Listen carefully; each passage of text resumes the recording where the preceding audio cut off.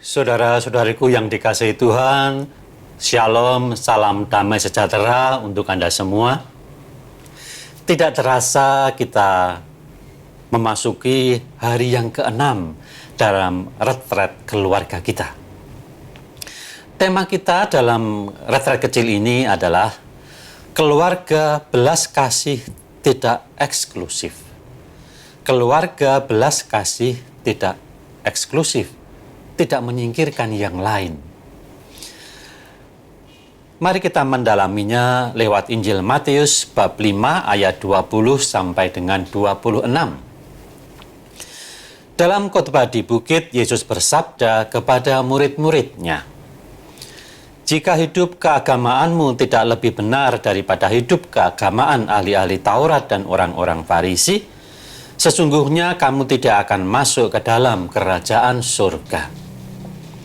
Kamu telah mendengar yang difirmankan kepada nenek moyang kita, jangan membunuh. Siapa yang membunuh harus dihukum. Tetapi aku berkata kepadamu, setiap orang yang marah terhadap saudaranya harus dihukum. Siapa yang berkata kepada saudaranya kafir harus dihadapkan ke mahkamah agama. Dan siapa yang berkata jahil harus diserahkan ke dalam neraka yang menyala-nyala. Sebab itu jika engkau mempersembahkan persembahanmu di atas mezbah dan engkau teringat akan sesuatu yang ada di dalam hati saudaramu terhadap engkau, tinggalkanlah persembahanmu di depan mezbah itu dan pergilah berdamai dahulu dengan saudaramu, lalu kembali untuk mempersembahkan persembahanmu itu. Segeralah berdamai dengan lawanmu selama engkau bersama-sama dengan dia di tengah jalan, supaya lawanmu itu jangan menyerahkan engkau kepada hakim, dan hakim itu menyerahkan engkau kepada pembantunya, dan engkau dilemparkan ke dalam penjara. Aku berkata kepadamu, sesungguhnya engkau tidak akan keluar dari sana sebelum engkau membayar hutangmu sampai lunas." Kata-kata Yesus ini merupakan suatu ajaran lompatan. Jika hidup keagamaanmu tidak lebih benar daripada hidup keagamaan ahli Taurat dan orang-orang Farisi, sesungguhnya kamu tidak akan masuk ke dalam kerajaan surga. Barang siapa berkata kafir, harus dihadapkan ke mahkamah agama. Siapa yang berkata jahil, harus diserahkan ke dalam neraka yang menyala-nyala. Dua kata yang dapat kita dalami. Kalau orang berkata kafir, itu masih dapat dimaafkan. Karena apa? Yang mengadili adalah mahkamah agama. Tetapi jika orang berkata jahil, harus diserahkan ke dalam neraka yang menyala-nyala. Maka kata jahil tentu mempunyai maksud tertentu, karena tidak disamakan akibatnya dengan kata kafir. Kata jahil itu harus diserahkan di pengadilan yang lebih tinggi lagi, bukan mahkamah agama, tapi mahkamah surgawi. Dan bila tidak dapat mempertanggungjawabkan, maka akan masuk dalam neraka yang menyala-nyala. Menarik bukan? Mari kita dalami kata kafir dan jahil. Kafir itu kata yang diungkapkan dalam liturgi keagamaan yang artinya tidak mengenal Allah. Tapi kata jahil ini memang harus kita lihat lepas dari konteks kata sehari-hari.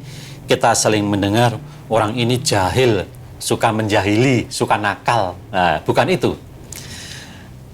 Dalam Kamus Bahasa Indonesia, Kamus Besar Bahasa Indonesia, kata jahil itu sering muncul dengan kata jahiliyah, yang artinya tidak beradat, tidak sopan dalam berpakaian, tidak beradat dalam tata cara makan. Itu kata yang muncul dalam liturgi keagamaan. Arti kata jahil itu merupakan istilah Semitik, yaitu istilah dalam agama-agama di Timur Tengah sana. Orang-orang Yahudi, orang-orang Arab, yang tinggal di sana adalah bangsa-bangsa Semitik. Jahil artinya orang yang tidak berilmu atau bodoh. Lawannya adalah jahil, sebutan yang diberikan kepada orang yang tidak beragama.